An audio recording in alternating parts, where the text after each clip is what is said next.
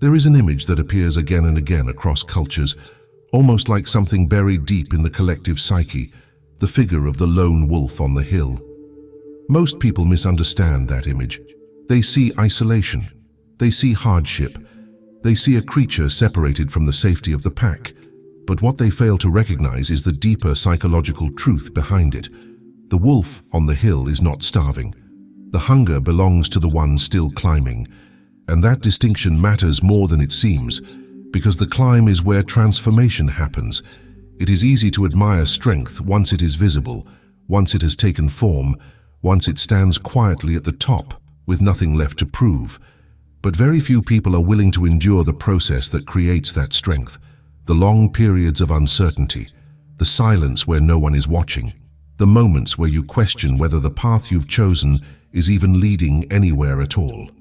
This is where most people turn back, not because they are incapable, but because they are uncomfortable being alone with themselves. Carl Jung understood this better than most. He spoke of individuation, the process of becoming who you truly are rather than who the world expects you to be. And that process, by its very nature, is a solitary one. Not because others are excluded, but because no one else can walk that internal path for you. It requires confrontation with your own mind, your own contradictions, your own fears, and the parts of yourself you've spent years avoiding. It is not a journey of comfort. It is a journey of truth, and truth has a cost. When you begin to move in alignment with your authentic self, you will naturally begin to separate from environments that no longer reflect that alignment. People will question you. Some will misunderstand you. Others will try to pull you back into familiar patterns because your change disrupts their sense of stability. But this resistance is not a sign that you are on the wrong path. It is often the clearest indication that you are no longer following the script that was written for you. The individual who chooses this path does not wait for approval. They cannot. Approval requires conformity, and individuation requires divergence.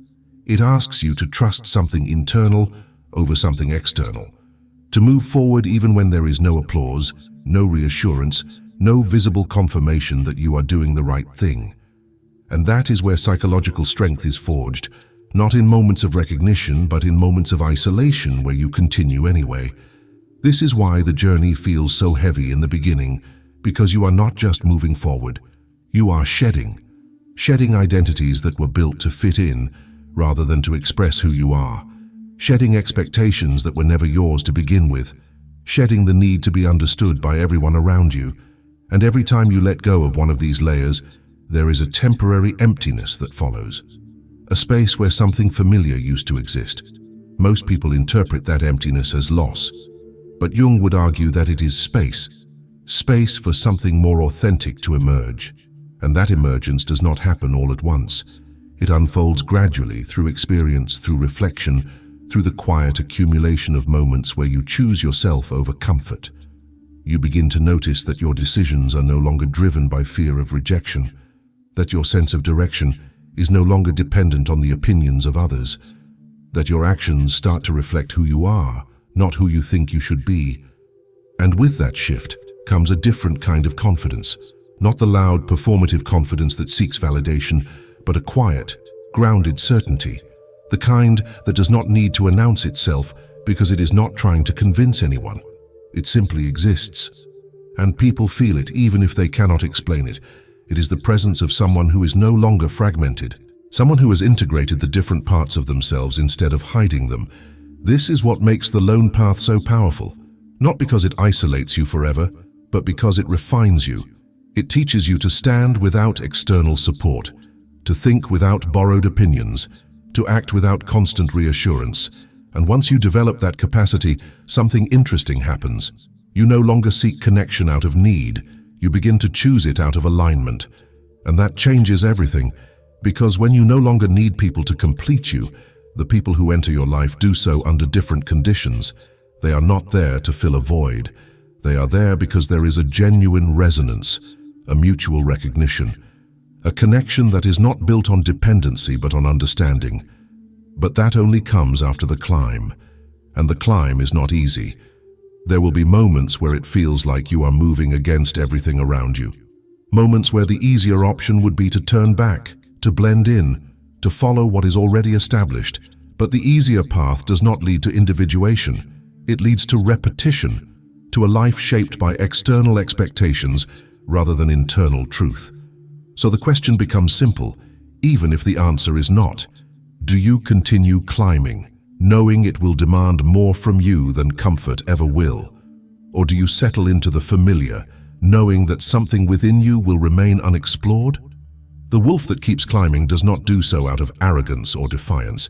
It does so because something within it refuses to remain stagnant, a drive that cannot be silenced by convenience or fear. And that drive, when followed consistently, leads somewhere most people never reach. Not just success in the external sense, but alignment, a state where who you are and how you live are no longer in conflict. And from that place, everything changes. You no longer measure your progress against others. You no longer need constant validation to feel secure. You no longer fear walking alone for a period of time, because you understand something that most people spend their lives avoiding, that the path you walk alone is often the one that reveals who you truly are. And once you discover that, you realize the journey was never about being alone. It was about becoming whole. Let's take this apart carefully, because most people hear the phrase "walk alone" and immediately translate it into isolation, rejection, or emotional distance. But that's not what it means at all. To walk alone, in the deeper psychological sense, is not about cutting yourself off from the world. It is about removing the unconscious dependence on it. It is about becoming someone who can stand without constant external reinforcement, someone whose identity does not collapse the moment approval disappears.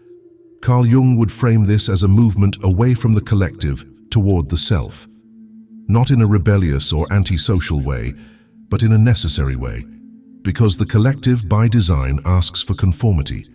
It rewards behavior that aligns with the group and discourages anything that disrupts its rhythm. And if you are not aware of this, you begin to shape yourself according to those expectations without even realizing it. You begin to ask, often unconsciously, what version of me will be accepted here, instead of asking, what is true for me? The lone path begins the moment that question changes. It begins when you stop outsourcing your sense of direction, and that is where self-reliance comes in, not as a physical state, but as a psychological structure. It means you are no longer waiting for someone else to validate your decisions before you act. It means you are no longer dependent on constant reassurance to feel stable. It means you are willing to take responsibility for your choices, even when those choices separate you from the comfort of the group. And that kind of responsibility is heavy, because when you remove external support as a crutch, you are left with yourself, your judgment, your awareness, your consequences. Most people avoid that weight, not because they are weak, but because they have never been taught how to carry it. So they remain in systems where approval is available, where direction is given, where identity is shaped externally. And again, there is nothing inherently wrong with that. But it comes with a cost, because the more you rely on external structures to define you, the less you develop the internal ones that sustain you. And this is where the lone wolf mentality begins to take form, not as a rejection of others, but as a strengthening of the self. Because when you begin to understand who you are, your values, your limits, your direction, you stop bending as easily. You stop adjusting yourself just to maintain comfort. You stop dimming parts of yourself to fit into spaces that were never designed for you in the first place. And that can feel uncomfortable, not just for you, but for the people around you. Because when you stop playing a role, others are forced to confront theirs, and not everyone is ready for that.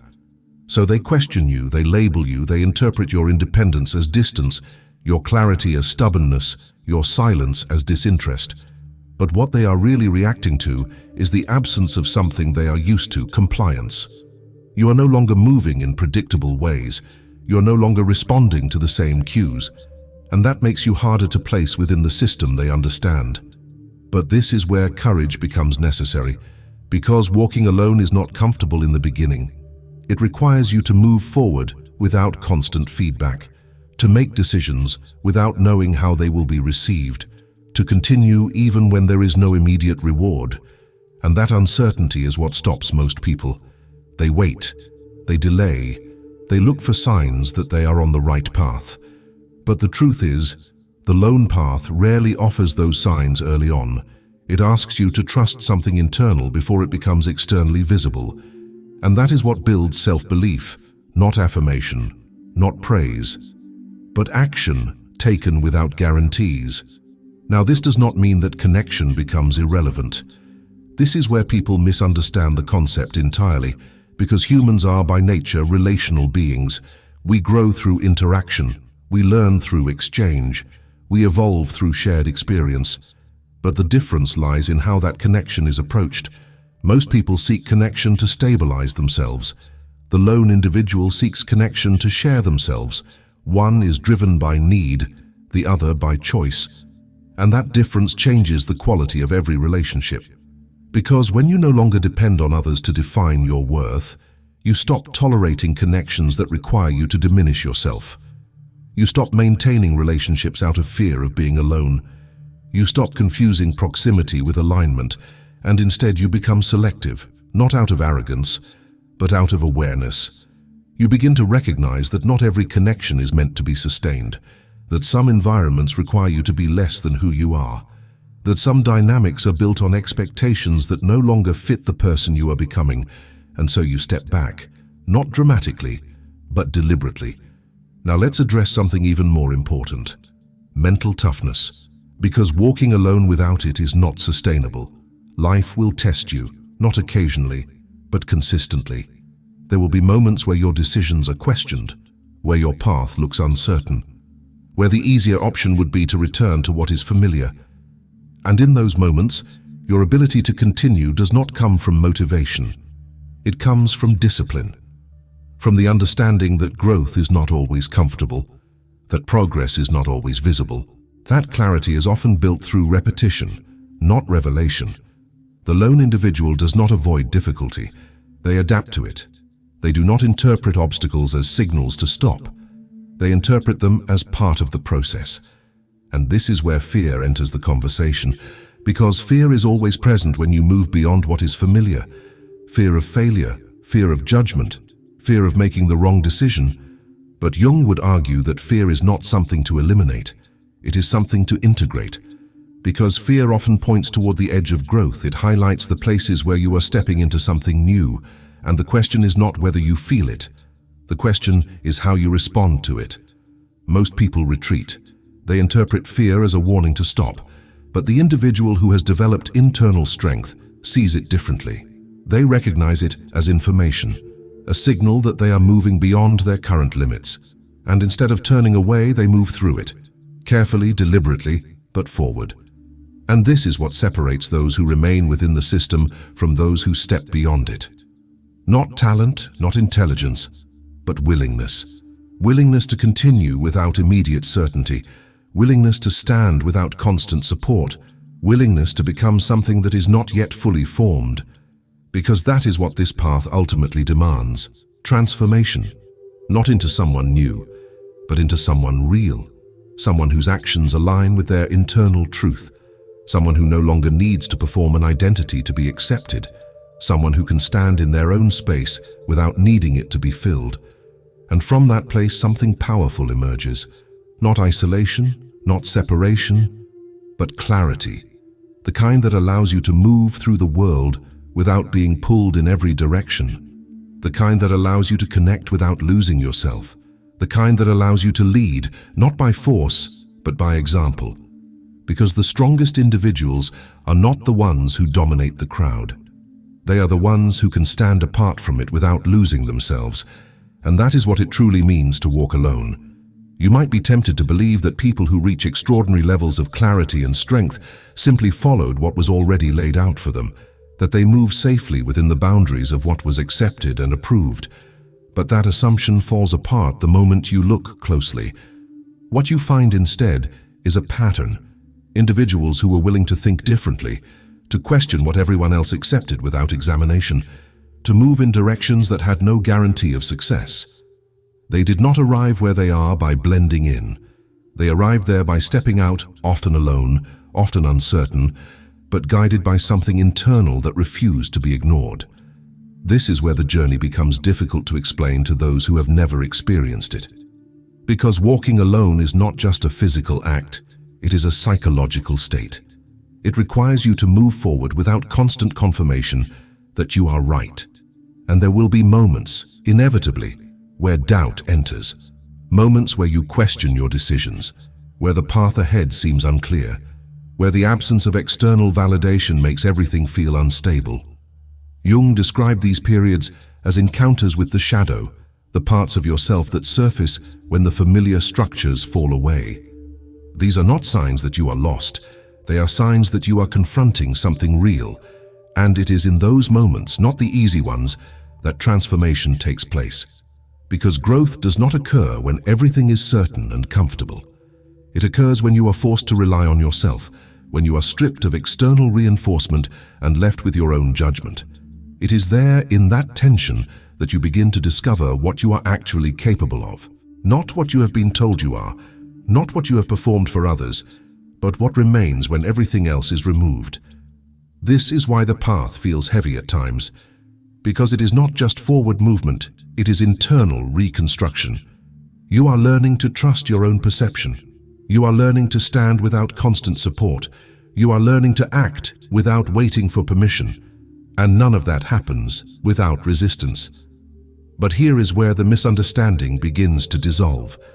Because people often assume that choosing this path means choosing loneliness, and that is not accurate. There is a fundamental difference between being alone and being lonely, and most people confuse the two because they have never experienced one without the other.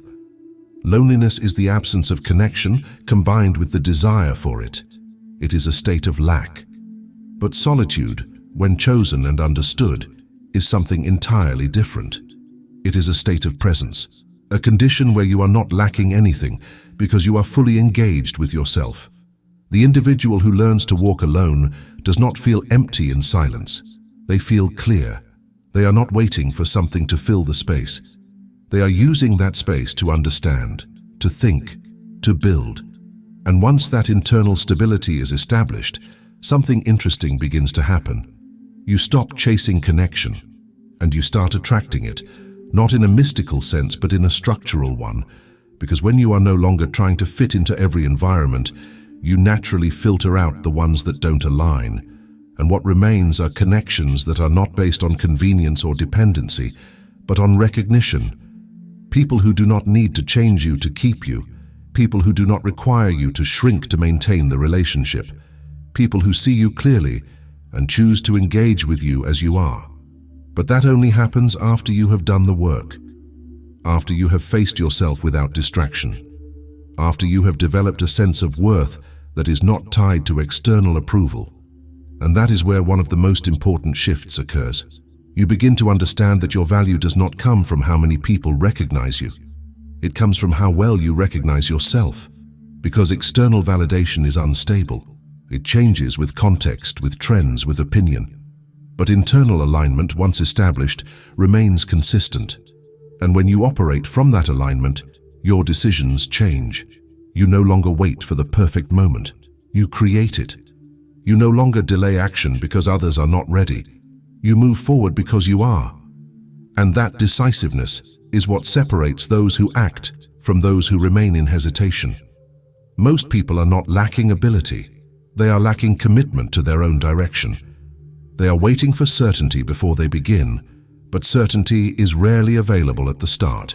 It is built through movement, through action, through experience. The individual who walks alone understands this. They assess, they decide, and they act. Not recklessly, but deliberately. And when consequences arise, and they always do not collapse under them. They adapt, because they have already accepted something most people resist, that every decision carries risk, and that avoiding decisions carries a greater one. Now let's address the fear that holds most people back, failure. Because this is where many stop before they even begin. They hesitate because they are afraid of making mistakes, afraid of being judged, afraid of not meeting expectations that often were never their own to begin with. But this perspective misunderstands the role of failure entirely. Failure is not the opposite of success. It is part of the structure that leads to it. Every meaningful outcome is built on iterations, on attempts that did not work, on adjustments that refined the process. The lone individual does not see failure as an identity. They see it as information, feedback that sharpens their approach. And when you remove the emotional weight from failure, something changes. You become willing to try, willing to adjust, willing to continue. And that willingness creates momentum. Now consider how many people remain stuck simply because they are trying to avoid discomfort. They delay starting, they delay changing, they delay becoming, because they are waiting for a version of the path that does not include struggle. But that version does not exist, and the longer they wait, the more distant their potential becomes. The individual who walks alone understands that discomfort is not a signal to stop. It is a signal that something is being challenged, that something is expanding. And they move through it, not because it feels good, but because it leads somewhere real. At the same time, it is important to understand that walking alone does not mean rejecting guidance. It does not mean isolating yourself from knowledge or refusing to learn from others.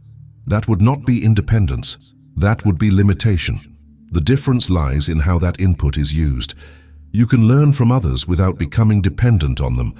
You can seek advice without surrendering your judgment. You can collaborate without losing your direction, because the foundation remains internal. You are not borrowing your identity. You are refining it. And that distinction is what allows you to move through the world with both independence and connection, to stand alone when necessary, and to stand with others without losing yourself.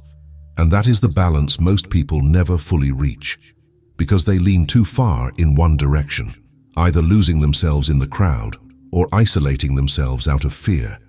But the true strength lies in integration, in knowing that you can walk alone and still choose to walk with others, not because you need to, but because it aligns with who you are becoming. The lone individual, if you observe closely, is never static. There is a quiet intelligence in the way they move through the world. They watch before they react. They learn before they speak. They adapt before they resist. And this is not accidental. It is cultivated, because once you begin to rely on yourself as your primary reference point, you realize very quickly that stagnation is not an option. If you are not learning, you are not standing still. You are falling behind. But here is where most people misunderstand growth. They assume growth comes from accumulation, more information, more opinions, more input. And while input matters, the lone path teaches you something deeper. It teaches you discernment. The ability to take in knowledge without being consumed by it, to listen without surrendering your judgment, to learn without losing your direction. Jung spoke often about the danger of becoming overwhelmed by external influence. Not because knowledge is harmful, but because unfiltered knowledge can fragment the self. If you absorb everything without reflection, you lose coherence. You become a collection of borrowed ideas rather than a structured individual. And that is why the lone individual does not follow blindly. They filter, they examine, they integrate, they ask, does this align with what I know to be true? Does this strengthen my direction or distract from it? And if the answer is unclear, they do not rush to adopt it. They wait, they think, they test, because growth is not about copying what works for someone else. It is about understanding what works for you. And that is where true development begins. Now consider how this plays out in a world that moves faster than ever before. Everything is accelerating: information, technology, expectations. And in that acceleration, most people become reactive. They consume more but understand less. They move faster, but with less clarity. They chase trends but lose direction. And this is where the lone individual separates themselves again, not by speed, but by depth. They are not trying to know everything. They are trying to understand what matters, and that focus gives them an advantage that is not immediately visible. Because while others are scattered across multiple directions, they are moving with precision. They choose what to study. They choose what to ignore. They choose where to invest their time. And time, more than anything else, becomes their most protected resource. Because once you begin to walk your own path, you realize something that most people overlook. Time is not just something you spend. It is something you shape your life with. Every hour you invest moves you closer to something or further away. Every decision about how you use it becomes a reflection of what you value. And when you become aware of that, your behavior changes. You stop engaging in things that drain you without purpose. You stop saying yes out of obligation. You stop filling your schedule just to feel busy, because busyness is not the same as progress.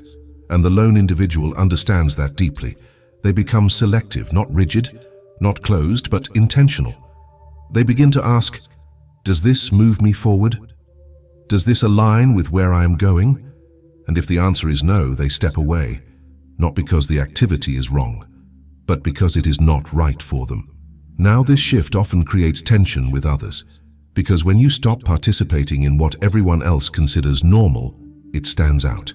People notice your absence. They question your priorities. They interpret your selectiveness as distance. But what they don't see is the structure behind it. They don't see the clarity that guides your decisions. They only see the difference, and difference often invites opinion. This is where many people falter, because the moment they step outside the expected path, they are met with resistance. Not always aggressive, sometimes subtle, a comment, a doubt, a suggestion that maybe they should be more realistic. And if your sense of self is not strong enough, those opinions begin to influence you. You start questioning your direction. You start adjusting your behavior to reduce friction. You start compromising. But the lone individual learns something critical. Opinions are not instructions. They are reflections of the person giving them, filtered through their own fears, their own experiences, their own limitations. And once you understand that, their power over you diminishes. You can listen without absorbing. You can consider without conforming. You can respect without obeying. And that balance is what allows you to stay grounded, not closed-minded, but anchored. Now let's turn to something even more fundamental. Comfort. Because comfort is where most people remain. Not because they are incapable of more, but because comfort feels safe, predictable, manageable. And there is nothing inherently wrong with comfort. But growth does not happen there. Growth requires friction. It requires stepping into situations where you are not fully prepared, where you might fail, where you might struggle. And that discomfort is what most people avoid. But the lone individual begins to see it differently. They no longer interpret discomfort as a warning. They interpret it as an opportunity, a signal that something is expanding, that something is being tested. And each time they move through that discomfort, something changes internally. Their capacity increases, their confidence deepens, their resilience strengthens. And over time, what once felt difficult becomes manageable. What once felt impossible becomes achievable. And this is how transformation occurs, not in a single moment, but through repeated exposure to challenge. Now there is an important balance that must be maintained here, because pushing yourself without awareness leads to burnout. And burnout is not strength, it is depletion. The lone individual understands this as well. They understand that growth requires energy, and energy must be managed. So they rest, not out of laziness, but out of strategy. They recover, they recalibrate, they step back when necessary, because they understand that sustainability matters more than intensity. You cannot build something meaningful if you exhaust yourself in the process. And this brings us to something deeper. Self-respect. Because how you treat your time, your energy, your attention, these are not small decisions. They are reflections of how you value yourself. If you allow everything to consume you, you lose control. If you protect what matters, you build structure, and that structure is what allows you to move forward consistently. Now, as this path continues, one thing becomes essential: vision. Because without direction, independence becomes drift. You can walk alone, but if you don't know where you're going, you are simply moving without purpose. The lone individual does not need to see the entire path, but they need to know the direction.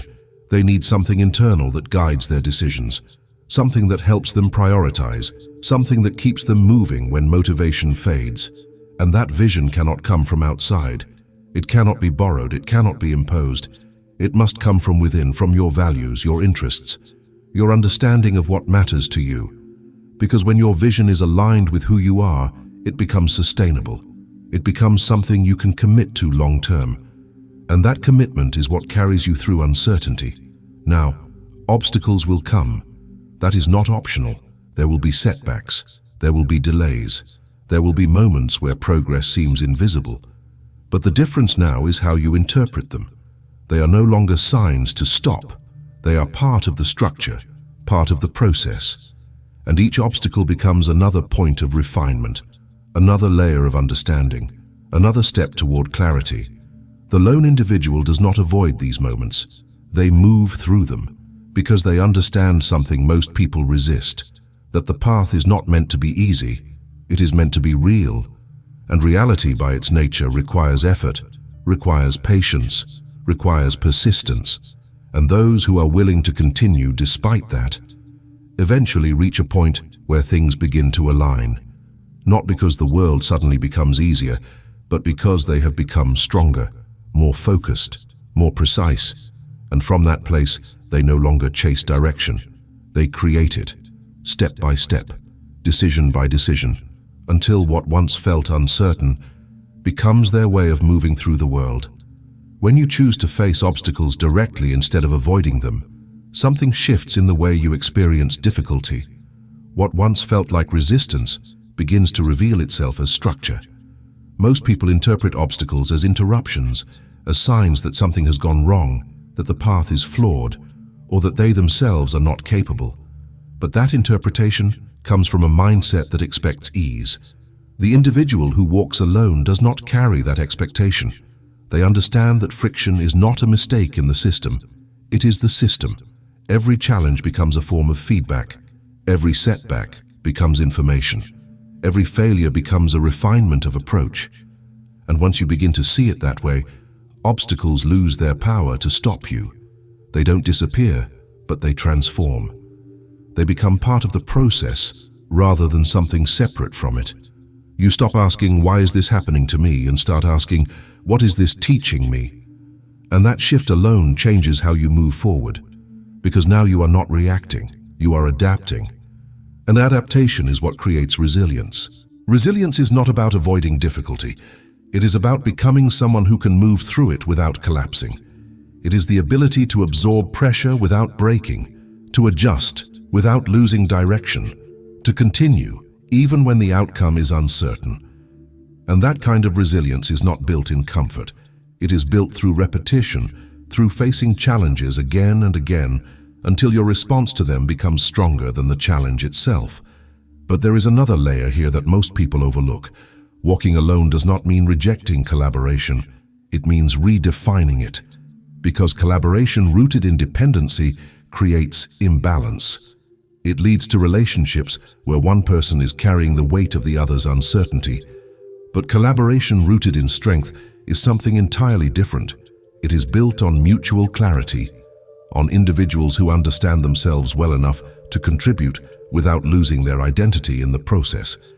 When you are secure in who you are, you don't enter relationships looking to be completed. You enter them ready to contribute. You bring your perspective, your strengths, your understanding. And in return, you recognize the same in others. This is how meaningful alliances are formed, not through need, but through alignment. And alignment is far more stable than dependency. Now let's go deeper into something that quietly shapes everything you experience. Your thoughts, because regardless of your external circumstances, your internal dialogue determines how you interpret them. Two people can face the same situation and experience it completely differently, not because the situation changed, but because their perception of it did. The lone individual becomes aware of this early. They begin to notice that their thoughts are not just reactions, they are filters. They shape meaning, they influence emotion, they guide behavior. And once you become aware of that, you realize something important. If your thoughts are unexamined, your life is unstructured. Because you will be reacting to interpretations rather than responding to reality. This is why mastering your thinking becomes essential, not in the sense of forcing positivity or ignoring difficulty, but in the sense of clarity. You begin to question your assumptions. You begin to separate fact from interpretation. You begin to notice when fear is influencing your perception. And instead of accepting every thought as truth, you evaluate it. You ask, is this useful?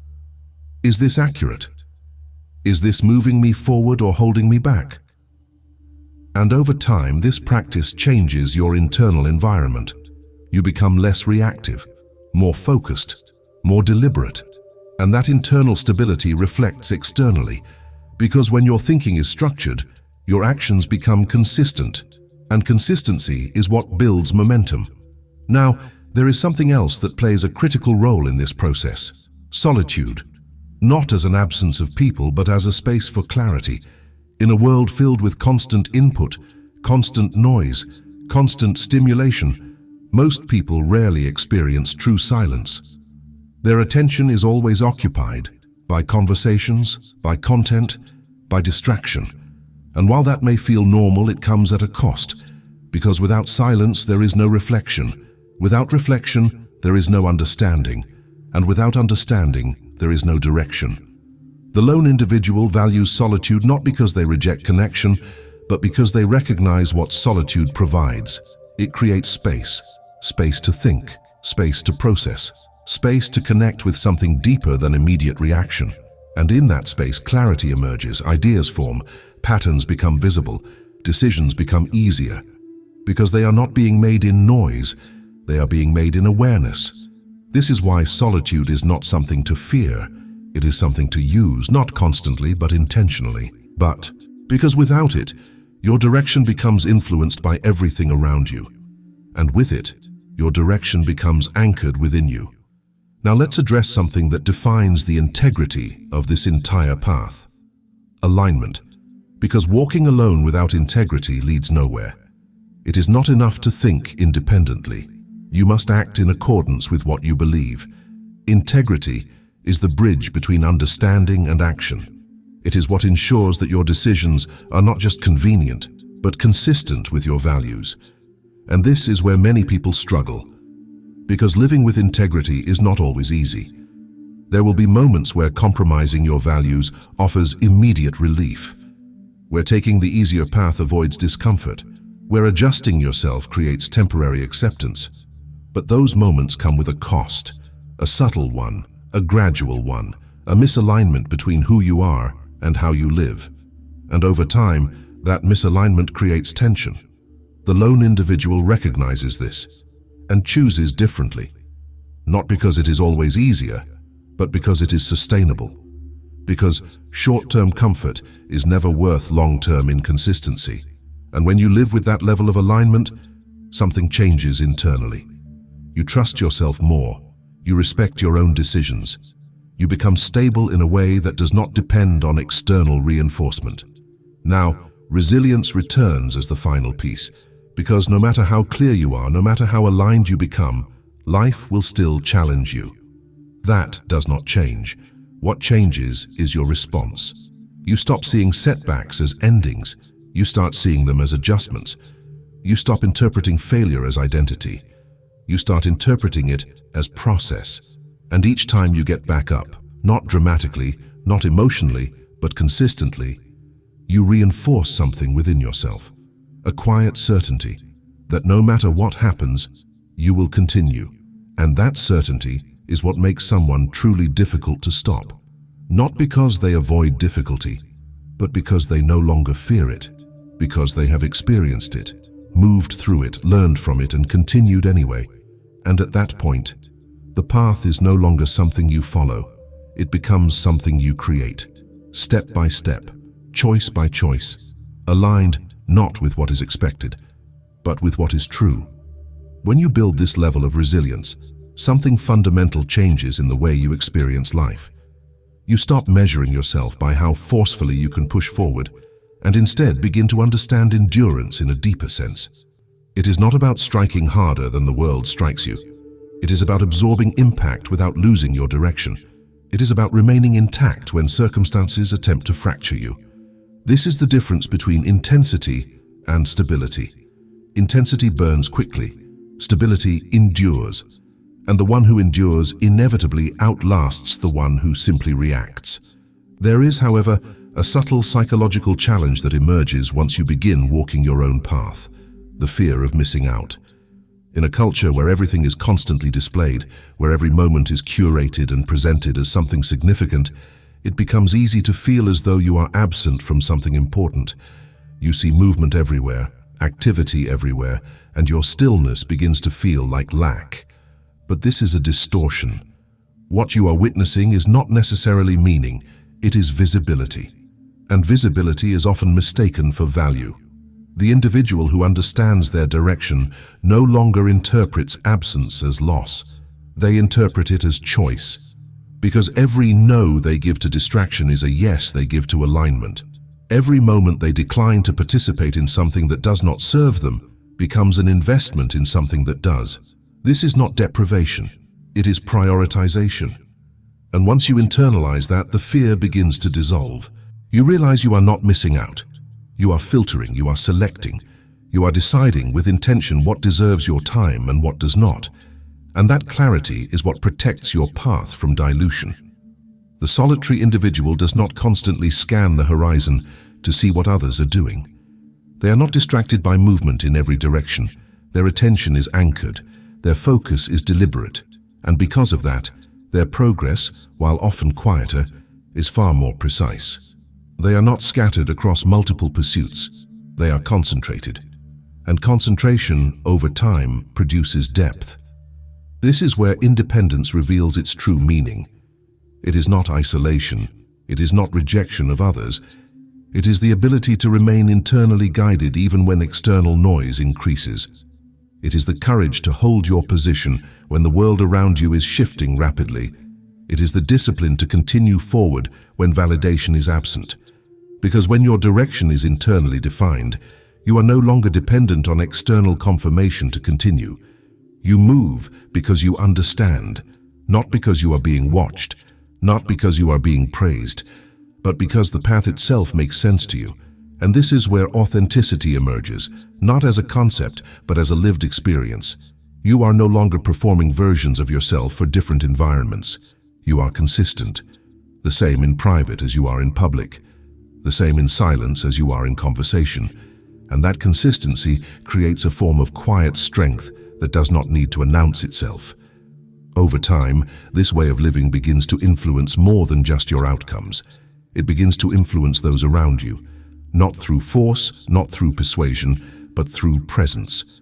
Because when someone observes a person who is not easily swayed, not easily distracted, not easily broken, it creates a contrast. It challenges assumptions. It raises questions.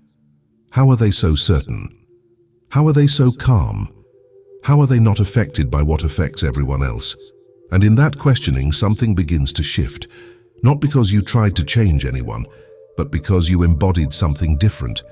This is influence at its most subtle level, not imposed, but observed. And while the world often encourages conformity, encourages alignment with the crowd, encourages the safety of agreement, it quietly depends on those who are willing to step outside of it, those who question, those who explore, those who are willing to move in a direction that has not yet been validated. Because progress has never come from repetition alone. It has always required deviation, someone willing to see differently, to think differently, to act differently. And that willingness is rarely comfortable. It requires uncertainty. It requires patience. It requires the ability to move without immediate reassurance. But it is also what creates something meaningful. Because when you follow a path that is entirely your own, the results you create are also entirely your own. They are not borrowed. They are not inherited. They are built. And anything that is built carries a different weight than anything that is simply received. This is why the solitary path, while difficult, leads to a form of fulfillment that cannot be replicated through conformity. It is not louder, it is not more visible, but it is deeper, it is grounded, it is stable, and most importantly, it is real. So when you move forward, understand this clearly. You are not walking away from the world, you are walking toward yourself. You are refining your direction, you are strengthening your foundation. You are choosing clarity over noise, purpose over distraction, alignment over approval. And that choice, repeated over time, transforms not only your circumstances, but your entire way of being. The path will not always be easy. There will be moments of doubt, moments of isolation, moments where the absence of immediate results tests your patience. But those moments are not indicators that you are lost. They are indicators that you are in the process. And the process is where everything meaningful is formed. So continue, not with urgency, but with intention, not with fear, but with awareness. Because the life you are building is not something that appears overnight. It is something that is shaped, quietly, steadily, deliberately, through every decision you make. And in time, you will look back and realize something important. You were never behind. You were never missing out. You were simply walking a path that required depth instead of speed. And that path, while less crowded, leads further than most are willing to go.